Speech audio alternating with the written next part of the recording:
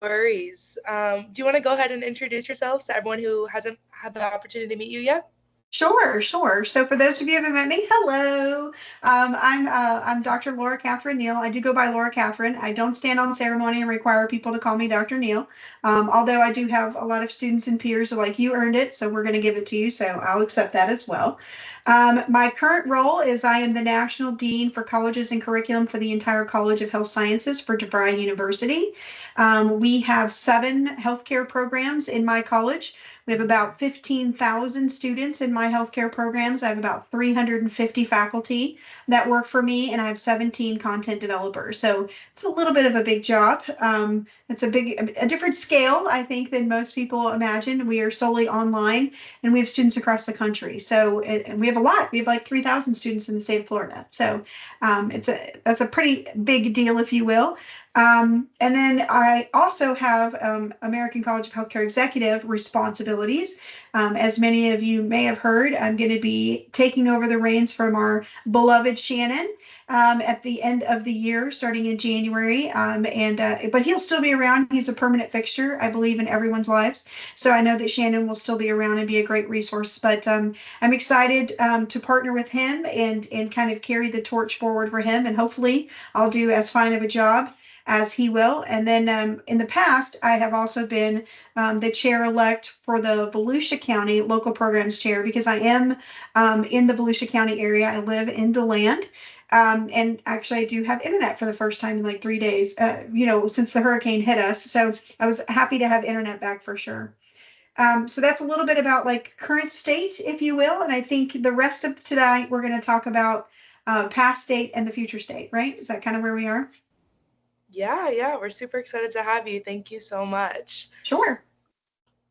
And Right. my hair's been updated. I now have unicorn hair rather than Love frozen it. hair. So got some pink and purple action happening, which matches my slide. How about that? My glasses and my hair match my slide. So I love that.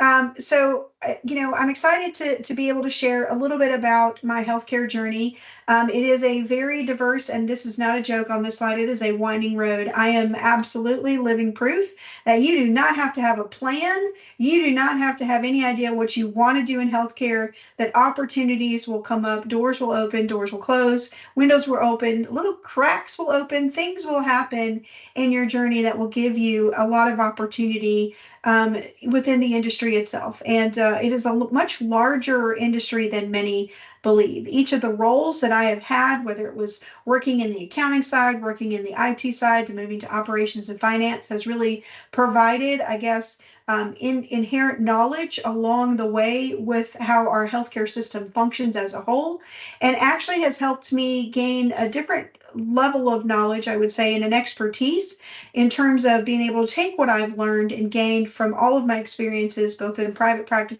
and public practice and working in hospital settings, to bring it into the higher education space and to be able to mentor and guide students on their path, as well as be able to really design exceptional curriculum and guest lecture and teach as well to the next generation. So next slide. So what does the journey look like? So I have a lot of letters at the end of my name, and actually I have more letters at the end of my name than my name is actually long. I am a forever student, and I never look down at a student who's excited about learning and wants to continue to learn.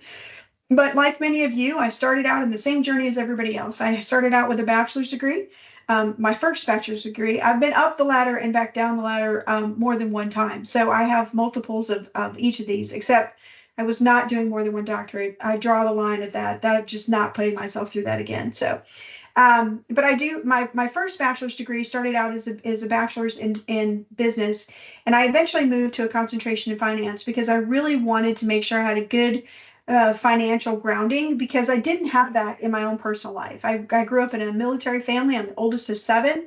We traveled and moved quite a bit, but there was a lot of financial instability in my formative years all through high school. I worked 3 jobs during high school. When I was in college, I coached, I tutored, I was an intramural referee. I mean, I did everything I could to be able to pay for tuition. And even when I was in high school going to Catholic school, I cleaned the classrooms and wiped down the boards and mopped the floors and painted the building buildings on the weekend to be able to afford my tuition. So I've always had a drive to kind of understand business and principles and finance so that I could have a better pathway forward than the way I started. And originally I started out med school, which is really kind of funny. I actually was going to be my big deal. I was going to be a neurosurgeon. I'm brilliant, but not in that way. So let's just be clear. There was a reason why I switched from being pre-med to being a bachelor's degree. Two reasons. One, I loved the courses, but didn't like the rigor because it was entirely too much for me to do. And I got married and had a baby. And so then it was like, oh, med school, baby, not a thing for me. So then I moved to just a business degree. And it actually ended up being, I think, the most foundational right pathway forward that I've done in my future. As I moved through my career, I was realizing that I really needed more understanding about how to lead and how to strategically manage and what the operational pieces were in life in order to really manage different things well. I started out working in the retail industry, and I worked for a jewelry store. Many of you have probably heard of either Reed's Jewelers or Gordon's Jewelers, one of those lines. They are actually the same company. And as I moved from one side of the coast, from Washington State, from Seattle to South Carolina, I worked at Gordon's in one state and Reed's in the other. And I really realized that this was not where my passion was. I really loved healthcare. Now, at that point in time, I was a mom of two. And I was really spending a lot of time in the healthcare system with two little kids that were always sick, and realized that I really wanted to learn more. And I got a job working for Blue Cross Blue Shield, which was fantastic. But I didn't have enough education to really go to the next step and to pursue the things that I felt were important to me. So I pursued an MBA because back then, as you can tell from the white hair that's natural, MHAs didn't exist back then. And so if you wanted a master's, you got a master's in business. And that was even before they thought about doing healthcare concentrations as well. And it really did do a great job of broadening my understanding of what leadership really is and how to strategically manage projects and people and big ticket things, which was helpful when I was dipping my toe into leaving working for Blue Cross and moving into the space of working for healthcare organizations that really had a deeper need and a reason for me to be a part of it, that found me to be an asset. There's a side note on here about my master's in public health. That was my way back down the ladder because I earned my doctorate, and then I ended up with another master's in public health because I was fascinated with public health. So I was involved in public health before it was cool and before COVID and before everybody knew anything really about public health. And my work in public health is in the Alzheimer and dementia care space. I've written 2 books related to that topic and spent a lot of time in actual Florida. This was when I lived in Tallahassee. I'm working within that space and treating patients and spending a lot of time in that area. And it's still an area that's really near and dear to my heart. But while I was working through these things and learning more about physicians and how they work and understanding the hospital models and all of the red tape that can occur when you're trying to make change, I was really frustrated. And I was really aggravated, if I want to be candid, about the fact that I couldn't make any headway. I could see the changes that needed to be made. To me, they were logical. To me, they made sense. To me, it seemed like it was the right thing to do. And I was getting roadblocked at every lane. And I thought, oh, well, I must not be educated enough to know how to actually bring this forward to other individuals. And so then I was like, oh, well, then that must mean I need to go back to school. So then I earned a doctorate, and my doctorate's actually in management. And I have a concentrated focus on organizational behavior and leadership because I'm like, obviously that's where I have a gap. I still can't seem to get people to buy in to what I need them to do, right? And I loved this program because it allowed me to really navigate those complex organizational dynamics and drive transformational change in hospital systems where it can be somewhat challenging. And I love that piece because it was a great way for me to say, okay, I got some projects that are driving me crazy at work. Let me see if I can use them for my coursework. Let me see if I can use them for my doctoral dissertation. Sounded good in theory, was hard in practicality. As many of you know, you may have done some of your internship work already and worked in some healthcare systems already. There are some interesting dynamics that happen with inside healthcare institutions. There's the clinical side of the house, there's the business and operation side of the house, and sometimes there's friction between the two. And my original doctoral dissertation was on discovering the challenges that we face in that dynamic and how to overcome them. How do we reduce the friction between what we call the front and the back half of the office, right, in private practice? And the challenges with that is gatekeepers. And those gatekeepers are your office managers and executives who would love to be curious about what the answer is, but they don't really want to know because that means they have to change things. And they might have to have some accountability and some self-reflection on why those things are happening. And so I was getting roadblocked at every aspect. And my dissertation committee chair was like, listen, do you want to change the world or do you want to graduate? Pick a lane. I was like, oh, well, that's problematic. And so I changed my topic to still look at a marginalized group of individuals, but changed the industry in which I did it because I had better access. And that was in lower ed.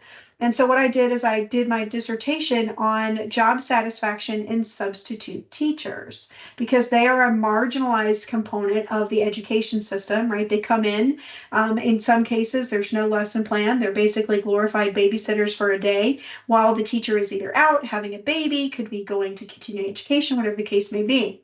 And every state has its own dynamics in terms of how they handle substitute teachers.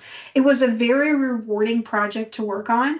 I found some really interesting data as a part of it, and actually taking that and extrapolating it and taking it into healthcare was actually a doable thing because you have marginalized sections of the healthcare industry as much as you do anything else, right? If you think about the providers, who gets all the play? Surgeons, orthopedists, the cardiologists. Like if they say boo, they get money, right? They're the revenue producers. They bring in a tremendous amount of money. As a chief financial officer, I love them. They brought me in all kinds of money I could spend somewhere else, right? But who gets marginalized?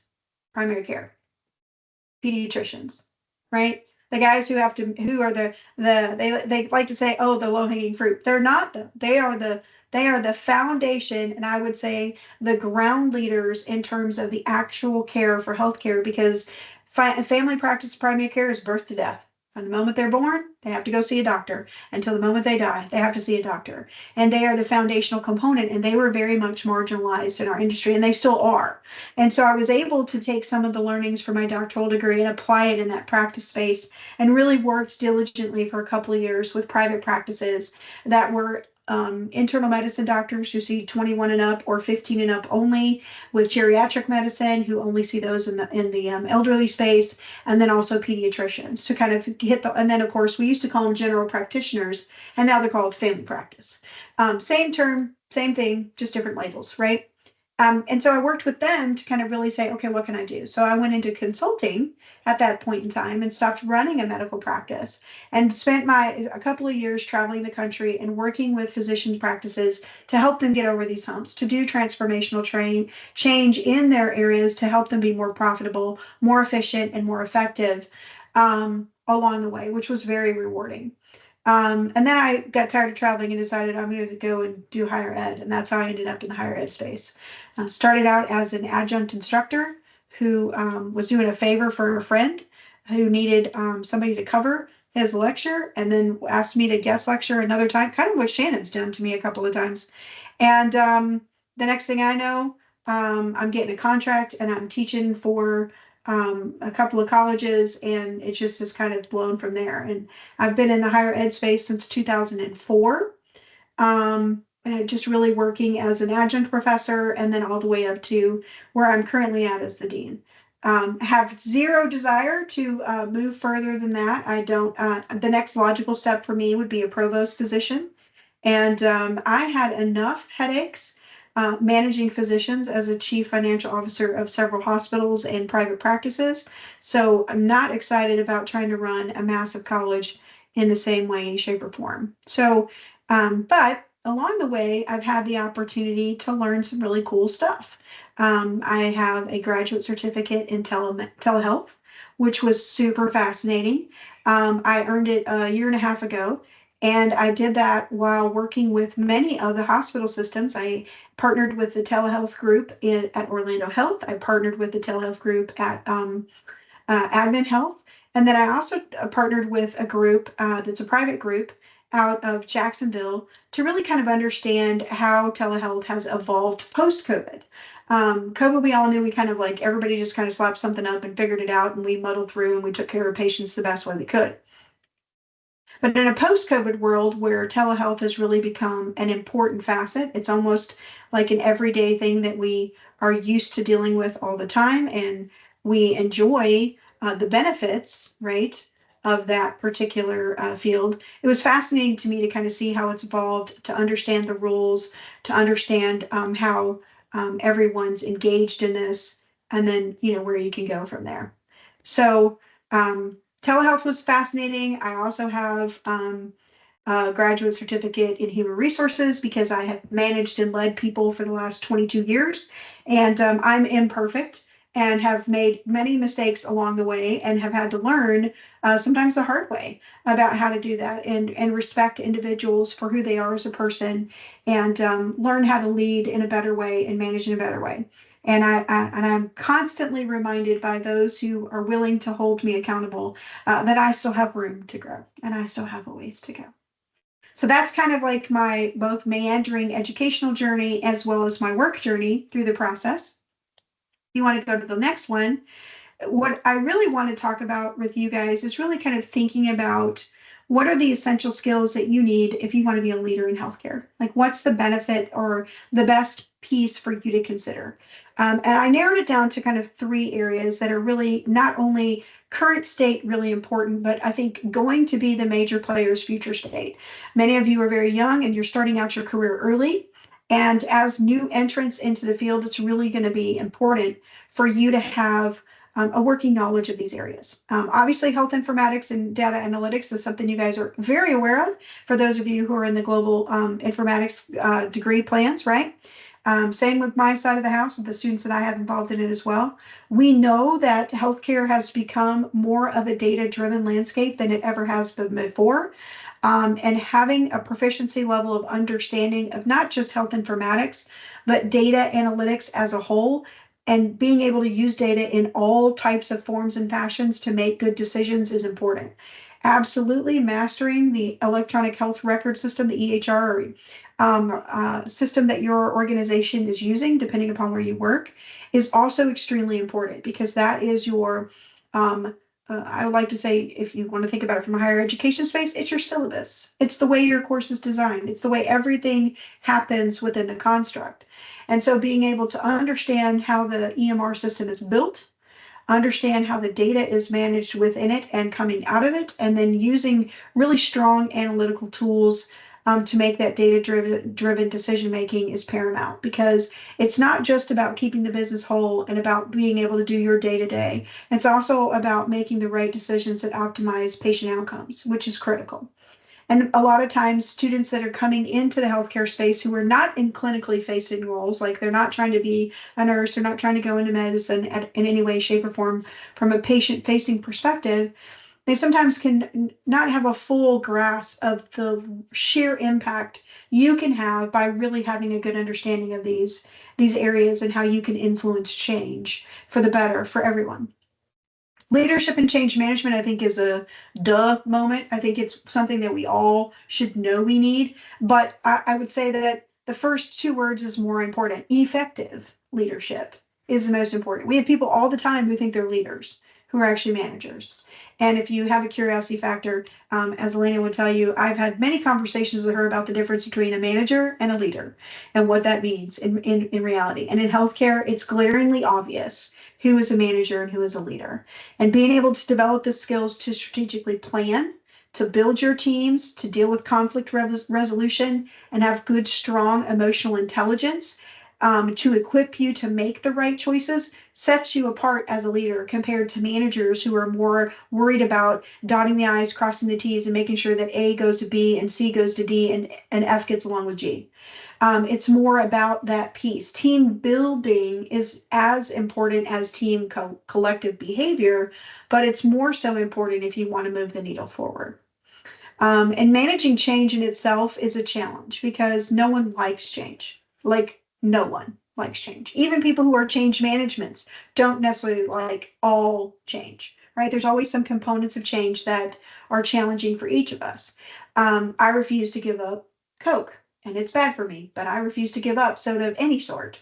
And my husband won't give up sweet tea, so we're in a battle, right? And so there are small things that we do and don't want to do in order to know that we're going to move forward. And I'm going to stay as big around as I am tall because I refuse to give up those things in my life, right? And I won't get on a treadmill either. So there's that.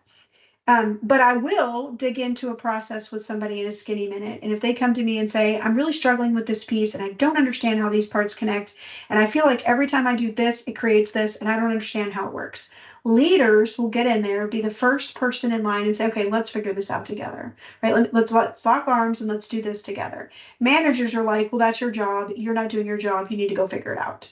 That's the difference if you want a nuts and bolts kind of a difference, at least in my experience, what I've seen. And I'm an old lady, so I've seen quite a bit. But it's really important to think about not just the leadership aspects, but how do you get the change to actually happen? And how do you manage said changes to make sure that they're done well and efficiently and effectively? Um, and that part of that is driven by things you can't control. And those things are like regulatory compliance and healthcare policy. Every idea sounds great until you run into the limiters that say you can't. And a lot of times navigating the web that is the healthcare policy regulation nightmare that is the United States healthcare system, it's challenging, but it's crucial to really understand. You have to make sure that your compliance is where it needs to be. You have to make sure that you're implementing best practices, and you have to be able to fund all of this at the same time. And a lot of times it's easy to say, oh, well, that's just the policy and just leave it at that. If you have a patient complaint, well, this is the policy. Here's the hospital policy and you move on. The why is as important as the what. The what is the policy. The what is why we have to be compliant, right? But the why behind it is what gets the change to occur. Having people understand clearly why you're making changes, which means you have to be abreast of what's changing in legislation. You need to understand the implications of what is happening. You need to understand how it impacts you as a patient. You need to understand how it impacts your patients that you serve. You need to understand how it impacts the organization that you work for, and even to some aspects, the geographic region in which your organization stands. How we do things in Florida healthcare is different than how things are done in South Carolina. It's different than Texas, different than Wisconsin. All the places that I have lived where I've been a part of healthcare, there are nuances to each of these geographic regions that are different, right? And in Florida, we also are blessed with snowbirds. So we have ebbs and flows of patient volume that can impact compliance, impact regulatory components, impact our ability to really closely adhere to healthcare policy, because we have to bring in a lot of PRNs. And many of you, if you've never worked PRN or part-time, that's challenging because they are not as bought into the need to be compliant. They're not as bought into the need to follow the rules. And they'll bring in habits that they learn somewhere else, right? Just like a new hire. This is the way I've always done it where I worked, and so you guys should be able to do it here. Yeah, well, that's not how it's done here, right? It's kind of nuancing that. It's the same thing from teacher to teacher. Every time you change sessions and change semesters and you get a new teacher, you got to figure out what that teacher likes and what that teacher wants, right? The same thing happens in the real world at a job. And the same thing happens in an organization.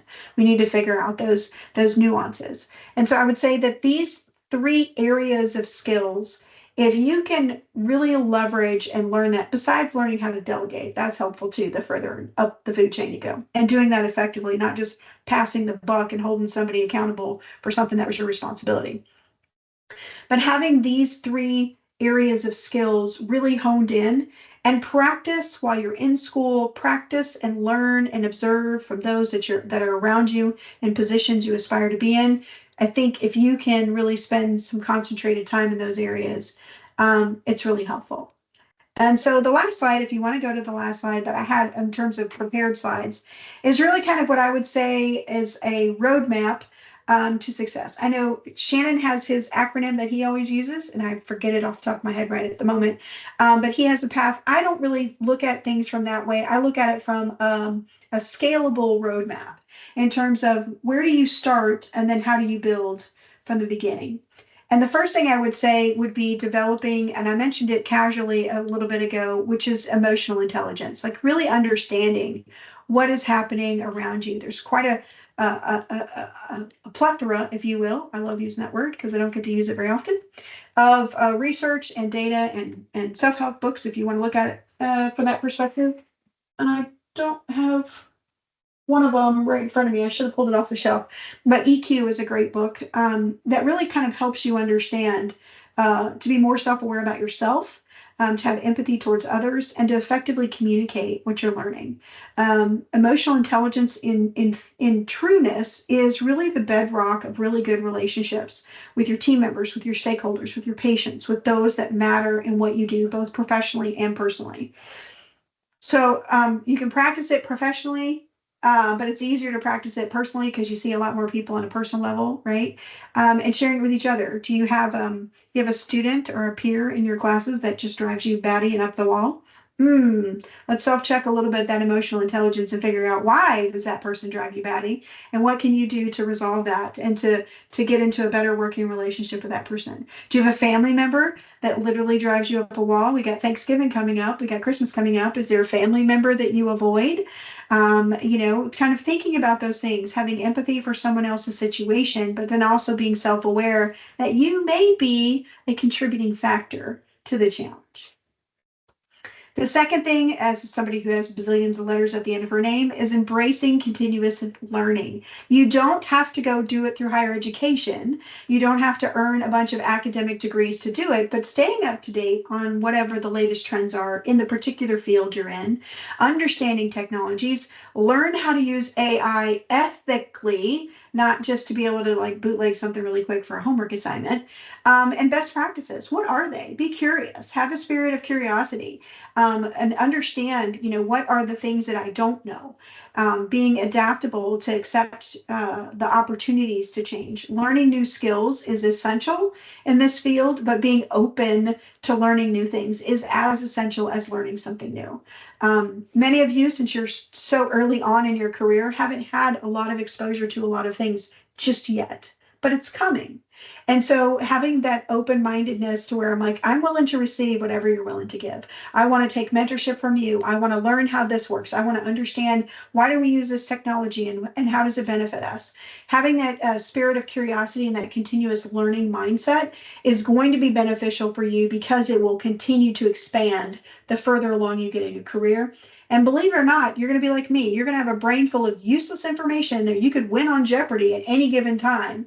But it actually helps you be a more well-rounded and more engaged individual when it comes to the workplace, because you do have a lot of different points of reference and can create commonality with others because of that. The third thing is cultivating a strategic mindset.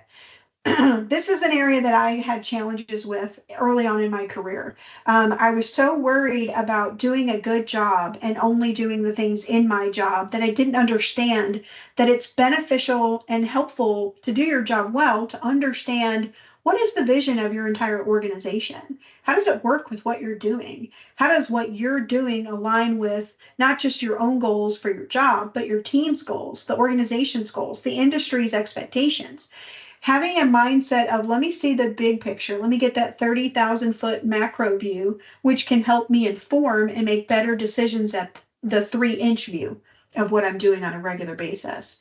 And anticipating future challenges and opportunities happen strategically when you're in this kind of a mindset, because you're open to what's happening, but then you're also in a space and a mindset where you're like, well, what could we do, right? Not, this is the way we've always done it. This is what we do. This is our only process. This is our restrictive nature. What are the opportunities out there? What could we do? How could we do this better? The fourth one is fostering collaboration and inclusion. No one is an island. You cannot work in this industry as a party of one. Even those who are the most introverted IT people I have ever met in healthcare have to work with others. You have to talk to the client. You have to talk to the patient. You have to talk to your peers. You have to communicate with your boss. End of story. You cannot be a hermit at work. It's just impossible. I guess unless you work for yourself and you don't leave your house, maybe then you can be a hermit, but not in healthcare. It's just not possible.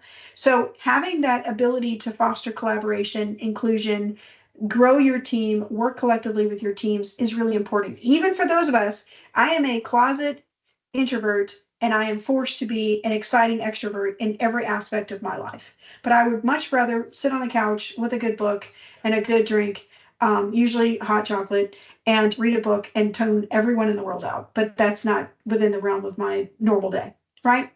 So I have had to foster a spirit of collaboration and inclusion to allow people to be included in my space, to have them join in what I'm working on, to collaborate with me on making things happen, on making changes occur, and do it across disciplines and departments. When you do things solely in your own small space, then you are only as good as the collective mindset of the people around you.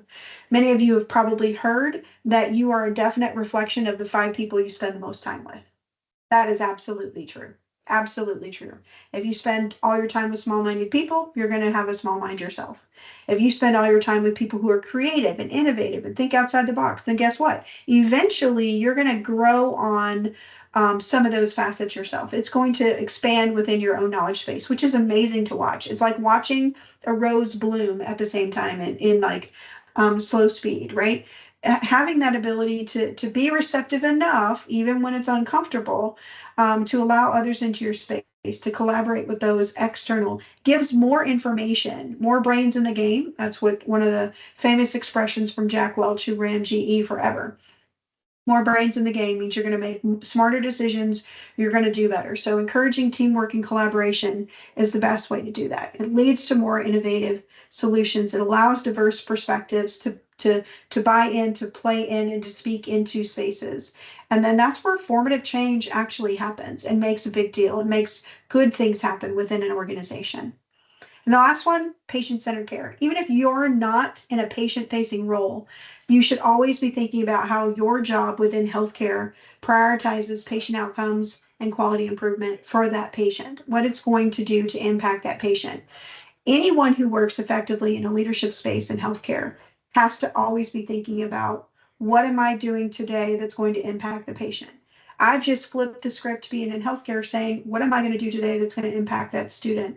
What reduces student friction? What reduces, peer morale? What reduces colleague desire to work here? It is the same mindset I had when I was running a hospital as a chief financial officer. It's the same. What is impacting, what's creating patient friction? Why are we having delayed wait times? Why are patients waiting 6 months to get a new patient appointment? What can we do to solve these problems? So if you think about the way this scaffolds and kind of works together, you can see how it starts with you and engaging and understanding your emotional intelligence in yourself. And then at the end of the day, it ends up with others. So you grow through this process to where you start from you and go to others, to where then you step into those space to be what many of you aspire to be, which is a transformational leader, not a transactional one where it's a give and a get, where you give me something and I give you something, but more transformational, where we work collectively together to transform healthcare and those around us and their impact. So that's kind of all I had. That was 45 minutes, which is about what you asked me to do. So I guess we can open it up for questions if there's anything in the chat or anybody wants to ask me. I'm absolutely open to that. Thank you, Dr. Neal. I had a question right away. Sure. As much of us are starting our early careers, starting in new positions, how do you handle feeling like you're stuck in a role or stuck in a certain almost wrong direction? How do you overcome that? Oh, is this the house in the seat conversation?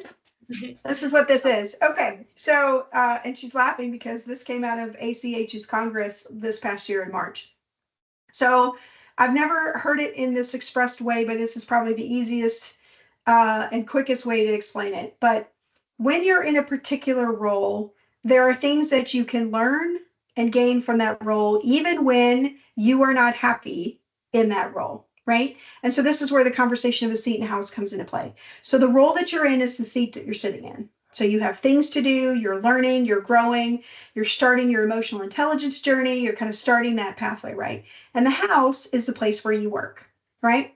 So if you're sitting in the position where Elena was talking about, where I'm not really happy in the seat that I'm in. So then you have to ask yourself, well, am I happy in the house that I'm in? Do I like the organization? Does the organization that I work for resonate with me? Does its mission, vision, and values align with what I believe in? Do I support where they're going? If the answer to that is yes, that means you want to stay in this house, but you want a different seat. So then you start exploring what other seats are there within this house that I can aspire to. Once you figure that out, then you make a plan of action on what it's going to take for you to get there, right? You look at the job description, you kind of talk to the people who are in that role. You get an idea of what are the educational requirements, what are the I like to say they're requireds, but really the preferreds are what's required. Let's be candid.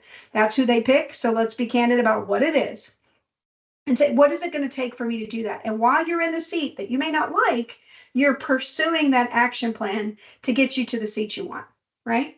Now, what happens if the role is a little bit different? Let's say you like the seat you're in, you love what you're doing, but the house, meh, maybe not so much, right? Like I think I could trade this house in for a new house. And not to be crass, but let's say I want to go work at Orlando Health and I'm at Advent Health right now, right? Those are the big two names in the area. So let's talk about it. So the house is not serving me anymore. I don't really like it. I don't like the direction. I'm not really on board with what they're doing, but I love this role and I love what I'm doing. So now you stay in this role and now you go find a new house. Now you start looking at the same kind of role, a lateral move or something close to that in new houses to figure out, find a new house, right? Now, the big ticket is, what if the seat and the house both suck and you're ready to get out of both? Which happens. That means you've outgrown where you are, which many of you will face more than one time in your career. Shannon's faced it multiple times. I've faced it multiple times in your career. And you have to say, okay, well, the seat isn't serving me and the house isn't serving me. So now I know I got to not only change the seat, but I got to change the house too. So you have to have a plan. You cannot, and I would not encourage you to do anything ad hoc and do not do what I did because I actually did it one time where I just straight up quit a job with no plan. I had no prospects, hadn't looked for a job, had it, was done, I quit, I was out. I don't encourage you to do that. Have a plan. It's much more palatable on your finances. It's much easier on your family, and your mental health also doesn't take a hit at the same time. So I don't encourage you to do that. But if it's a must, it's a must, and you'll figure it out. But if you do find that the house and the seat aren't serving you, then now you have to stay in the house and the seat while you start exploring what are the new seats I want, and do I have what it takes to do that? Then you can move sooner. You can change the house, get to a new seat, and you're good. If you already have what it takes to get a new seat. If you don't, then it's the same thing as the first plan. You got to figure out where you want to go and put the action plan together to get you there. And then you can change both the house and the seat. Does that help? Thank you so much. Sean, I did love you that. have That's the easiest way to explain it. it's always sticks with me. I love that. Thank you. Absolutely.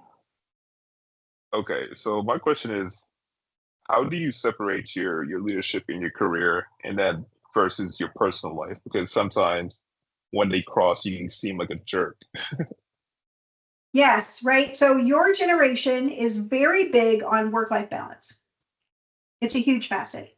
I like to say all of our COVID babies learned a lesson that us old timers did not learn a long time ago, right? Boundaries.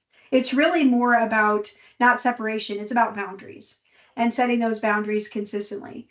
You can follow a bazillion types of people on Instagram and YouTube and all these other places that give you advice on how to do it, but it only matters with what resonates with you in terms of how you set those boundaries. And being candid about what those boundaries are is important. Now, but also being realistic. So, what I mean by that is you have to be candid with your leadership about what you're willing to do for the job.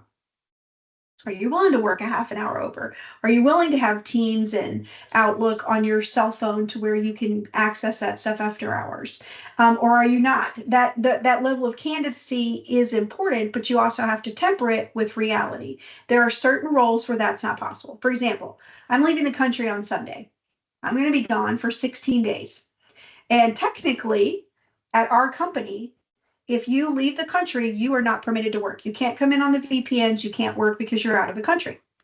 However, in my role, they make an exception, right? Because my particular role is high up and is a part of the executive team. So therefore, all bets are off.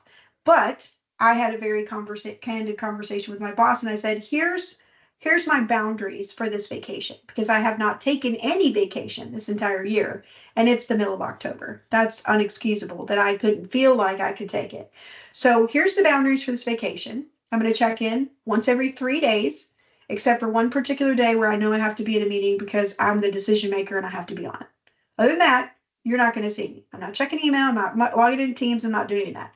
Now, when I come back the first week of November, we're going to have a conversation about what my boundaries are going to be for fiscal year 25 and forward.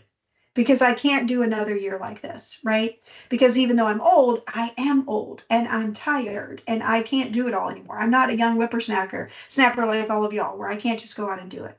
So it's really important for you to really say, okay, what are my boundaries? What are the things that I'm willing to work within? But you have to also understand that your employer may not absolutely agree with those boundaries. But it's important to have those conversations, because guess what happens? When you have a conversation with your leadership team, it's a great way to open those doors. It's a great way to kind of come to common ground and come to a compromise on what you can do. Um, there's this unrealistic expectation that we have now because of all of our technology that we are instantaneously available. You need to set boundaries. Go in and do some simple things. So here's a couple of things that I've done. I have an out of office on my email every day that says I am unavailable from 7 p.m. to 7 a.m. Period. That's it. I'm not saving lives in my role. Not anymore. So there's no reason, there's no earth shattering thing that's the world's going to end if I don't pick this email up at midnight. Right. I also have gone out to my phone and turned my phone to grayscale, to black and white. So my phone is no longer sexy to use on a regular basis. So I don't lose a lot of personal time being sucked into the social media vortex because my phone is ugly. It's boring. It's black and white. Who wants to play on that? Nobody. Right. And it has cut my screen time down like 77% because I'm not touching it all the time. Right. I also set boundaries on when I get notifications from Outlook, when I get notifications from Teams, when I get notifications from my Gmail, because there needs to be time and space. So not only do you have to separate yourself as a leader in your profession, you also need to separate yourself from your life to have a life, right? We're too easily accessible by everyone, which means you don't have downtime to think. You don't have downtime to be still. You don't have time to rest. Your brain never has time to disconnect and regroup. And your best thinking, your best decision making, your best ability to move forward is when your brain is resting. Because all that stuff's still there. It's not like your brain forgets what you were thinking about, but it gives it time to rest, and your best creative ideas and solutions to challenges come on the other side of that. I hope that was helpful, Sean. Yes, it was. Thank you. Mm-hmm. On that note, just because it's helped me, would you mind sharing your story about no and no for now? Okay. So some of it's bootleg from Warren Buffett. I'm sure many of you guys know who Warren Buffett is. He's like the richest man, bazillions and millions of dollars, right?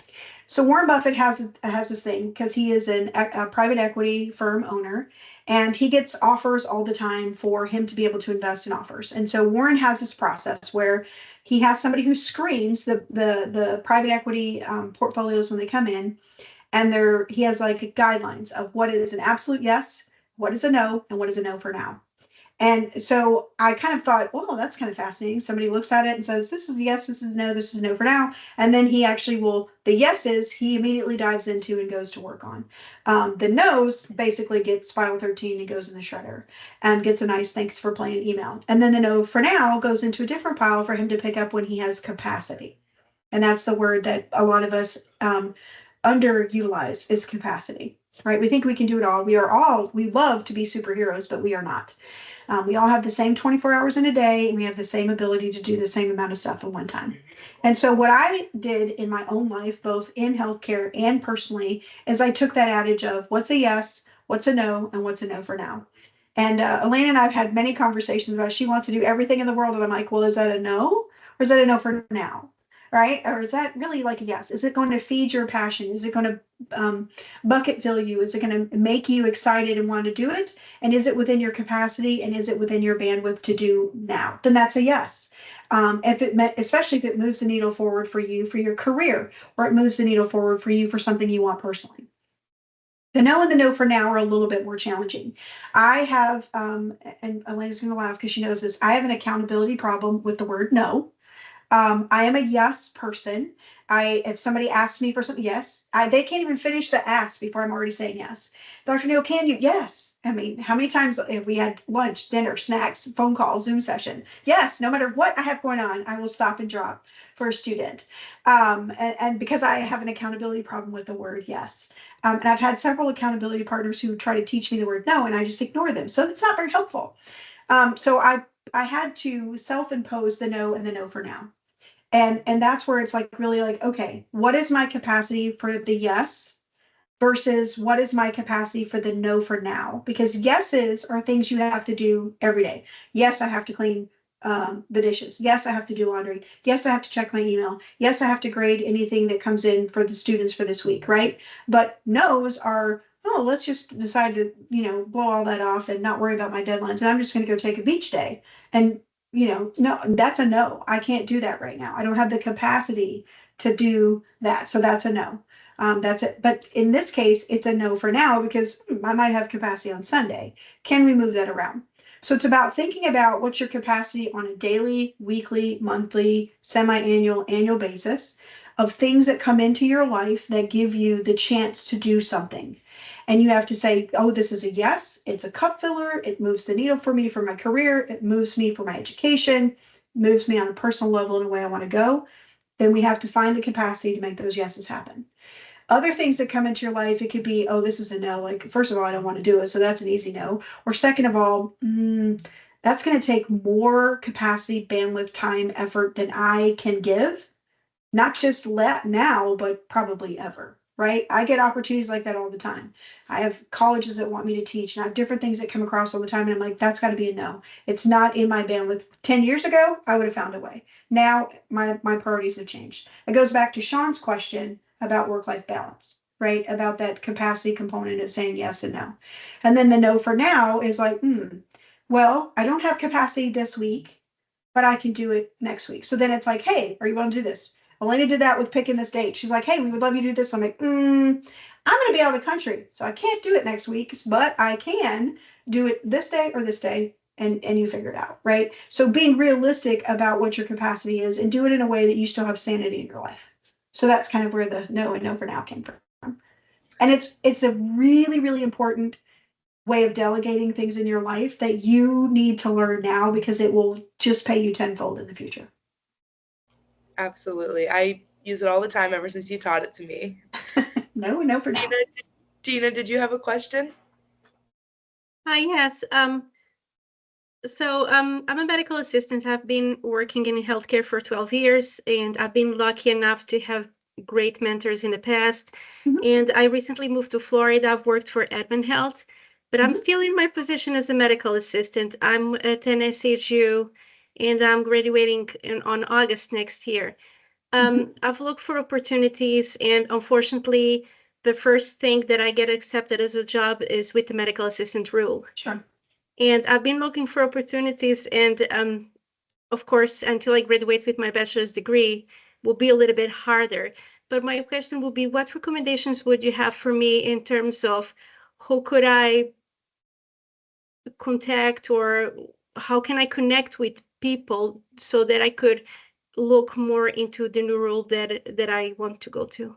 Sure. So there's always a little bit of a challenge to break that barrier of being clinical to non-clinical, right? To go into other spaces. Medical assistants, nurses, a lot of those that are in the allied health professions really struggle with that in the beginning because they're just not sure where to go. One of the things that you can do, obviously, is something you're already participating in, is networking with your faculty and networking with those who are involved in the American College of Healthcare Executives, because we are all over the map in what we do. There's things in training, there's things in different kinds of areas of the institutions that are available out there that are not restricted to where this is. The other part of that is marketing yourself a little bit differently. So now you're a healthcare administrator with clinical experience. right? You're not a medical assistant. You have to change your mindset of who you are. You also have to restructure your documents to where the first thing they see is not the fact that you're a medical assistant. Now, part of that is experience, right? Because everybody wants, X number of years of experience, this, and the other.